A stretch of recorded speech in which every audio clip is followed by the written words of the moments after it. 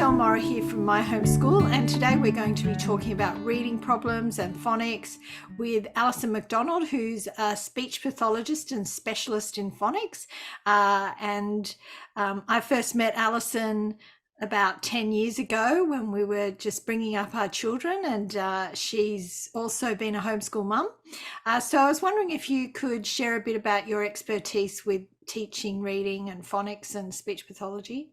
Yeah, well, it's a wonderful part of my job actually is taking that 360 view of reading. It's a natural transition from speaking to then recognizing sounds and how they go together to form words, and then being able to add print to that. So I love my job that I can be taking kids from a very, very young age and bringing them into reading, and then also coming in with some knowledge for those kids who have already started reading and perhaps not quite got those strong foundations to help support them become better readers and writers.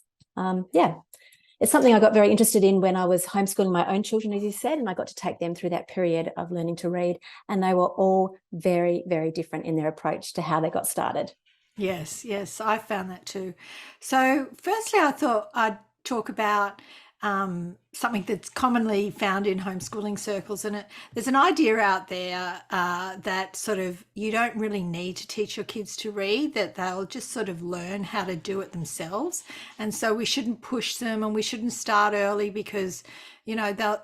It might take them till they're 10 years old, but they'll just magically learn how to read. What are your thoughts on that? Well, there is some truth to that, but the ability for them to sort of like magically start to read really depends on all the preparation work that you've done beforehand. So there's a lot of things that you're doing with your children from day dot when you first start speaking to them that are priming them ready for language learning and for literacy. So when those things are all in place and the children have developed those skills naturally, then often they do just kind of fall into reading. And before you know it, your little one's reading signs to you and picking up books and telling you the story. But then there's the other ones who, for whatever reason, they haven't developed those foundational skills. And the longer we leave those skills to be learned, I guess the harder we have to kind of push at the other end. But there's quite a number of factors that go into it. From my own experience with my children, I had one very early reader and I had one very, very late reader. And for my late reader, even though she did have a lot of the foundational skills, we had to do some very explicit teaching to take it to the next level. Okay, so what I thought we'd talk about now is because in the is phonics and the whole word learning or reading recovery programs, because Australia has just gone back to fully phonics and has tried to get rid of all of the whole word learning in the curriculum, and so I'd be interested to hear why there is this change back to phonics. Well, we call it synthetic phonics, and really it's been the only evidence-based reading approach that's been able to have some long-term success. So with the whole word learning, that's relying on children just looking at a word, remembering what it looks like, and trying to store it away in your mind. Now, the problem with that is that your brain can get very, very full unless you've got the ability to able to take a word and tease it apart, work out parts of the word, how they relate to other parts of the word, being able to match prefixes and suffixes and understand perhaps what they mean. You don't end up with, so if you're just focusing on the whole word, you never quite get this really deep, rich vocabulary and word learning ability. And that is very, very hard when you sort of get past the age of 10 or 11, particularly, where the brains seem to get a little bit full and then there's no underlying strategies for what's next. How do I take it to the next level? So yeah, phonics is the only way that will systematically pull apart words, pull apart sounds, and work out how they go together so that they can be used across any word, anywhere. So so there was a woman, what's her name? Marie Mildred Irwin, who started the Reading Recovery Program. And there was a great podcast that I recently listened to called Sold a Story, all about how the Reading Recovery Program really doesn't work, but they kept it going, and how it was based on looking at the strategies of poor readers rather than good readers. Now, Australia has been sort of using that method. So most homeschool parents that are now teaching their kids to read never learnt phonics. Is how would we quickly learn phonics? Is it hard to do?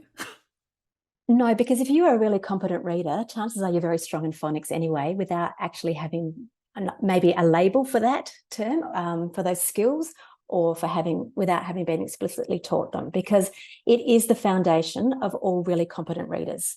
So if you're a good reader, you've got the abilities. You just perhaps haven't realized what those little individual skills actually are. So no, it's not hard to learn at all. Oh, that's good to know.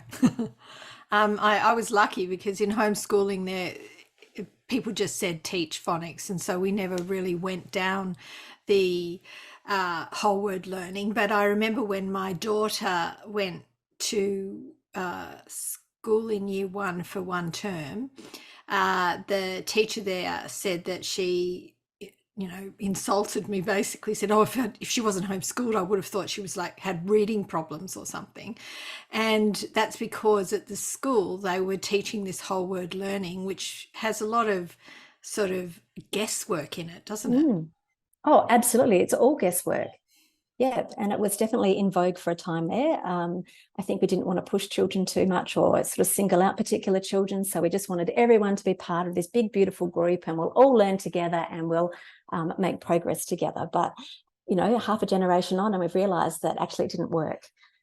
So, yeah, the research has proven us otherwise. All right, well, let's get on to reading problems then. So what... if your child has a reading problem, have they got dyslexia? That's a really, really good question. And dyslexia is a little bit of a slippery term, depending on who you're talking to and what they're actually really referring to. So one school of thought is anybody that's got any reading problem or writing problem, spelling problem, we can call that dyslexia. There are different types of dyslexia, that's for sure. So we can have something that's more the phonics based, so being able to process the sounds and analyze sounds. That can be one area. The other area can be more visual, so that orthographic knowledge, that memory for letter patterns and shapes. And then, of course, you get different degrees on both sides of that. And on top of all of that, we have to, of course, layer in language. So grammar and vocabulary and things like that contribute towards being a really competent reader. So when someone says my child has dyslexia, it's such a broad term that doesn't really know what you can't buy the dyslexia book and just fix it. No, no, it is a very, very broad term, and you have to really drill down and go, well, what specific area is the child having trouble with? And there's different approaches and strategies depending on what that is. So I know when I was teaching my children to read, and they were all reading at different levels, at different times, because my first child was reading sort of chapter books at 6, I assumed that was my excellent teaching method and my excellent resource. And when the next one wasn't like that, I was blaming myself. But is it the resources that we use that mean that our kids learn at different times, or why do we all learn at different times? Because we're all wired slightly differently, and we all have different motivations. Motivation is a huge factor in reading, and I guess the beauty of homeschooling is you get that chance to really explore what a child's interests are, and so you can shape the reading material around what they actually want to know. I had the similar experience with my family. One child was a very early reader. I thought I was pretty clever. Second one came along, and we didn't get anywhere close to reading until she was at least age 8. But what I hit on, the factor that was holding her back particularly, was that she wasn't motivated. She saw no need to put in any effort to read whatsoever. And it wasn't until we found the right materials that actually kickstarted her literacy journey. But, we're generally bringing our kids up the same way. We're giving them the same early learning experiences. That's why it's so important to start those early literacy experiences really from when they're tiny, so that they're going to have the best foundation when you actually want to start introducing letters and getting the reading happening. So do you think we should be giving our kids flashcards when they're babies? No, not at all. No, I'm not So a huge that's not fan of what you mean flashcards. by No. early No, reading. by early reading, what I'm really talking about is getting really familiar with language, playing around with sounds, playing around with words. So being able to pull apart words, being able to rhyme. That's one of the factors we see in children who are often, they struggle early on, is they don't have a good concept of what a rhyming word is. So, playing around with rhyming words, playing around with segmenting words and blending words. I remember when my kids were tiny, I'd be saying, oh, we're going to bed. Yep, it's off to bed. We're going to bed. So just little comments and things that you make like that throughout day-to-day life, you're starting to teach children not only what a word means, but how you can use it in different contexts and how you can start to pull it apart. Things like getting them to look at labels when you're shopping in the supermarket and helping them pick out the brands and things that they recognize and start to just introduce a little bit of print very, very early on, because those little ones, when they're very tiny, they can recognize a stop sign. They know what it means. So, start sounding it out. Stop. Oh, that's stop. And they'll start to pick that word in other places as they go through the day-to-day life. So that's what I mean by introducing them very naturally to these skills that they need. So definitely rhyming, definitely identifying syllables. Syllables are so important. So practicing clapping out syllables, clapping out people's names. We've got mum, me, daddy, the child's name, family members' names, their favourite toys, doing a bit of robot talking, getting them, or dinosaur stomping around the room, marking out syllables. Syllables is often a very foundational element to reading that we don't focus on necessarily enough. So yeah, that's all before they start even looking at a letter. If they can rhyme, they can do some syllables and start to tell you some of the sounds that they can hear in words. We're What off to a about great the start. ABC song? I've heard some people say we shouldn't teach alphabetical order. What do you think about that? Well, I actually think alphabetical order is great because so much of our life is organised by alphabetical order. So we need to know the sequence, but just being able to recite the alphabet is not going to contribute to reading.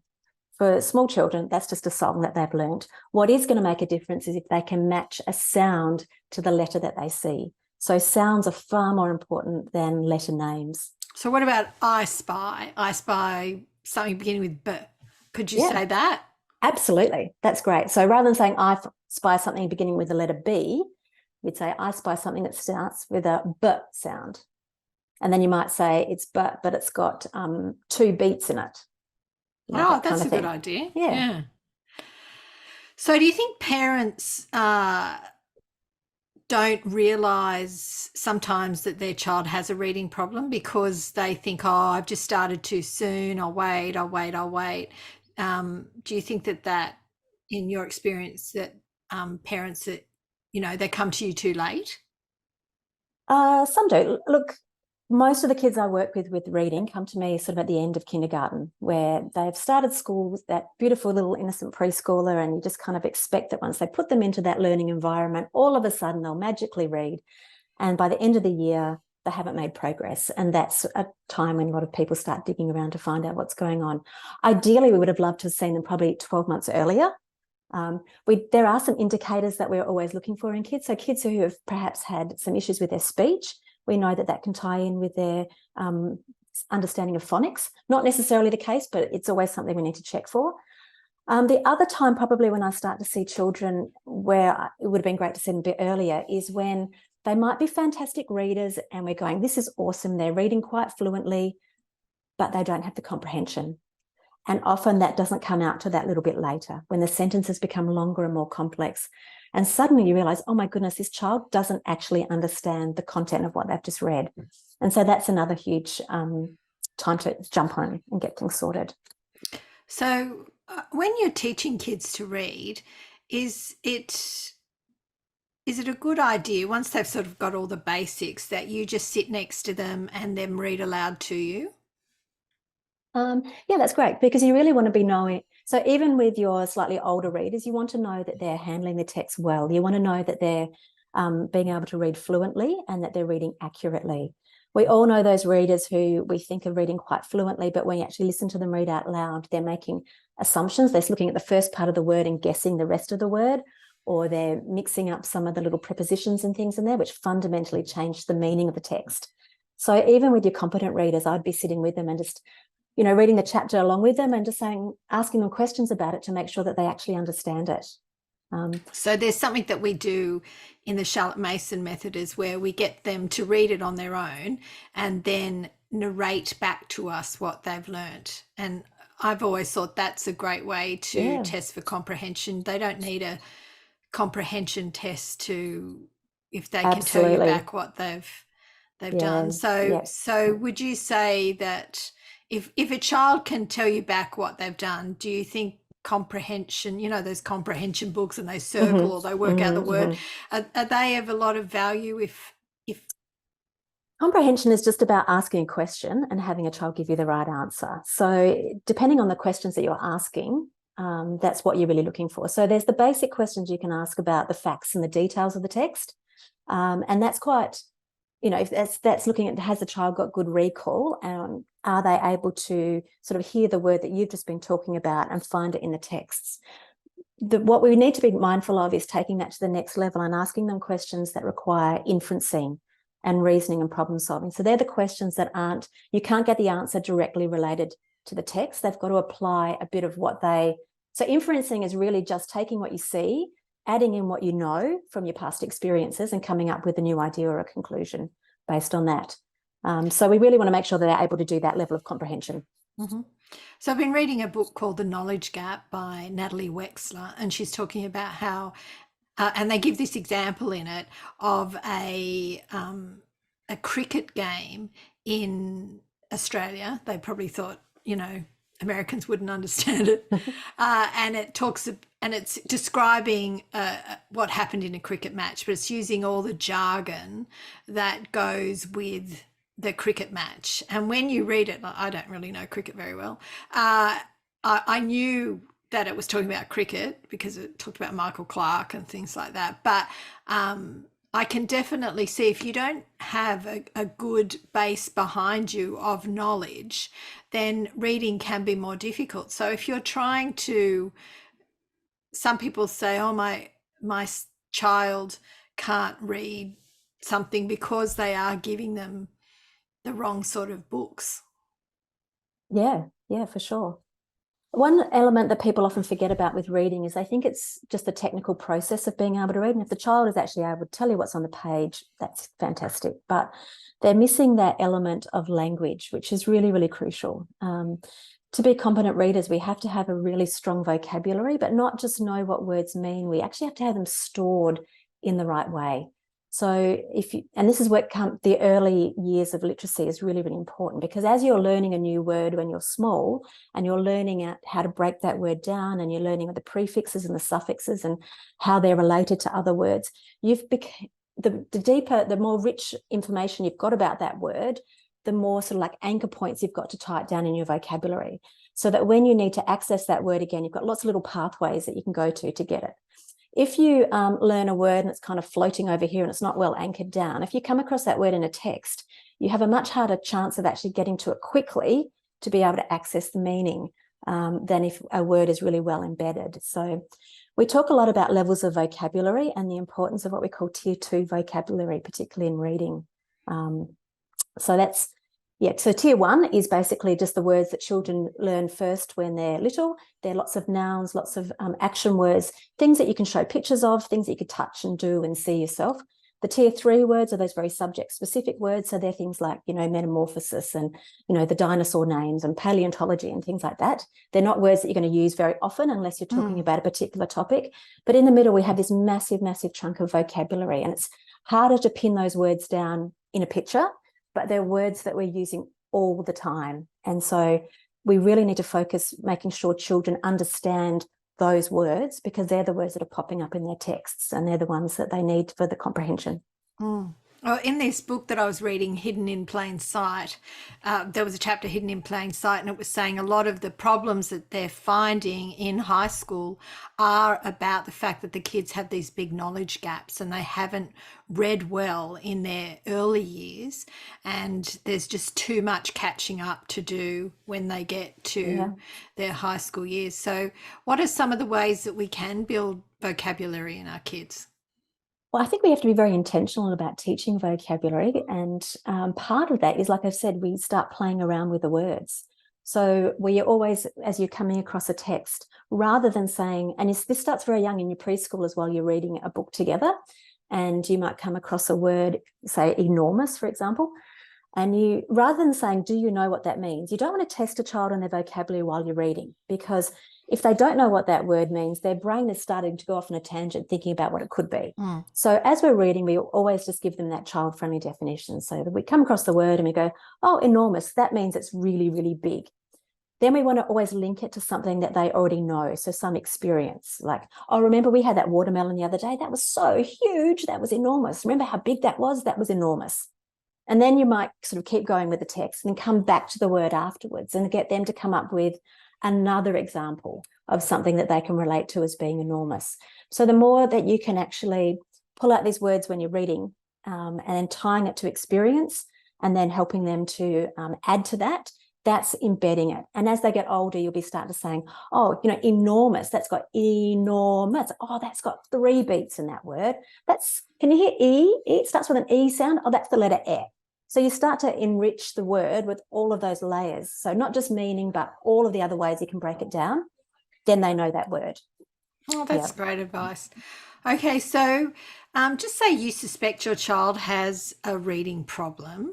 Can you sort of DIY the treatment for it, or is early intervention? If you started working on it and doing all those tricks that you just said to me, and you thought, would that be enough, or do they need to go and see someone? Look, I would say if you're feeling you're not making the gains that you're expecting, then absolutely go and see someone, because getting an assessment done, like for example, with a speech pathologist, as I mentioned, we take that 360 view of reading. And sometimes it's not what we obviously think the root cause might be. You know, where there's we have to look at the phonics, we have to look at the auditory processing, we have to look at the letter recognition, the orthographics, and plus the levels of language. To tie it together. So we can kind of troubleshoot and say, well, actually, these are strong skills, but these ones over here are where we really need to focus. So having a really rich understanding of what's actually going on can be really, really helpful.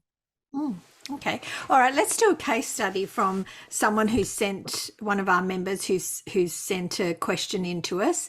And if you can just, I know you obviously can't diagnose on the spot, you need to see the child, but we'll just have a little go and you could talk about the types of things that we're looking at. So I'll just read it out.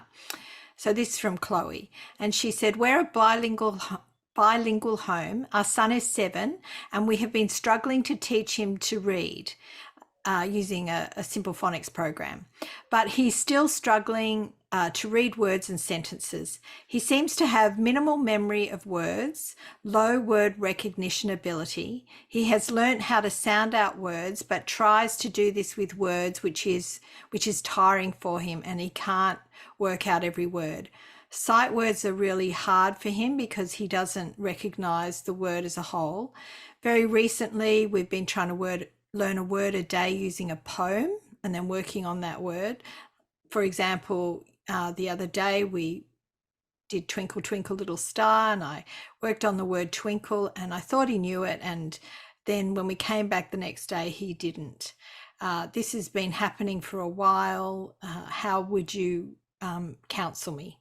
Okay, there was quite a few things going on there. So the first element obviously is the language side of things. So I'd be asking, bilingual is, how are his language skills in both languages? Generally, you know, I fully believe we should be taking a bilingual approach wherever that's possible, but we want to make sure that the language abilities are the same in both languages. So be looking at that. Then the other thing to be considering, I guess, is what's his motivation for reading too? We just, as parents, decide it's time to learn to read, off we go. So I'd be looking at what reading materials, perhaps reading text. He's not ready for that yet. Maybe it's more exposing him to a wider range of materials to get an interest in reading.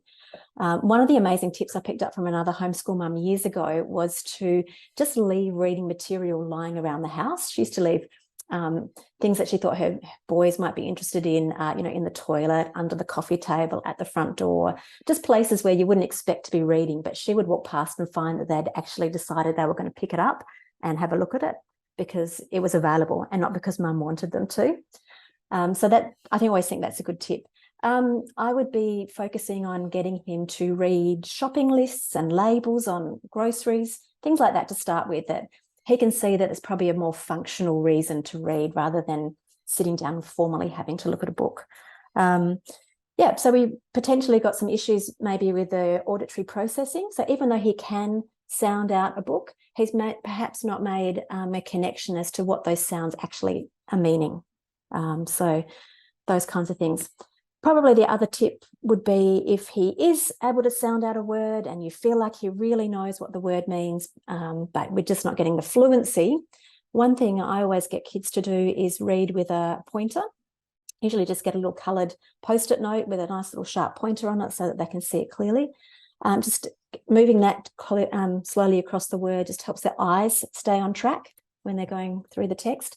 But the other thing is I always say we're going to just make a sound for these letters that we see, and we're going to keep our voice turned on. So traditionally when we sound out words, we might be going k, a, t. And by the time you get to the last sound, the child's forgotten what the first one is, and there's no sense of flow to that. So I always say, let's turn our voice on, and then we might go cat. And as you keep your voice going, you've got more connection between the sounds to pull those together. So I know the phonics resource I had used to say, read it slow, read it fast. And then so you would read it and then they go cat, Yeah. Anyway, okay.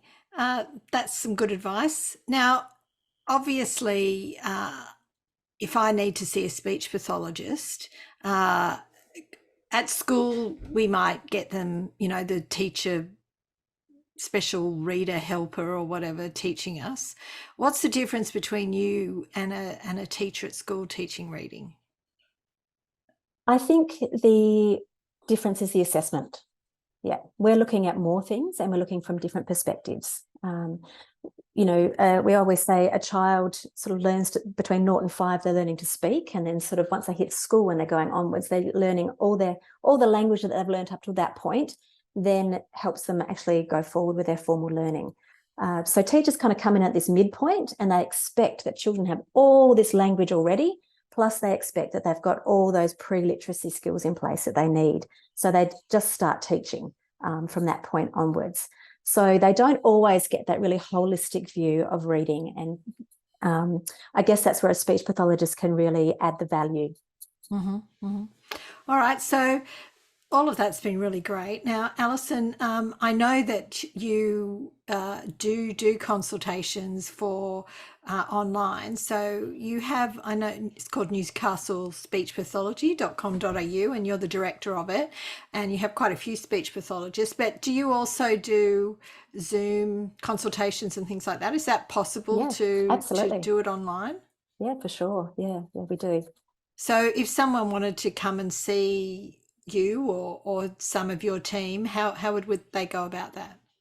You can call the office, or you can actually just jump online. We have an online booking platform as well. So if you go to newcastlespeechpathology.com.au, the contact details are there.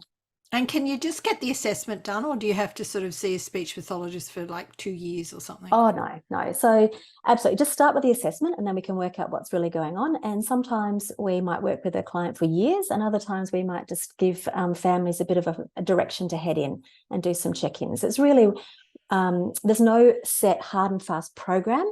So it's really, everything's tailored towards what that child and what that family actually needs. All right. Well, thank you so much for helping all these homeschool mums today. You've given us a lot of food for thought, and we'll hopefully you'll be able to help lots of people with this. And thanks very much for coming. Great. Thanks, Michelle.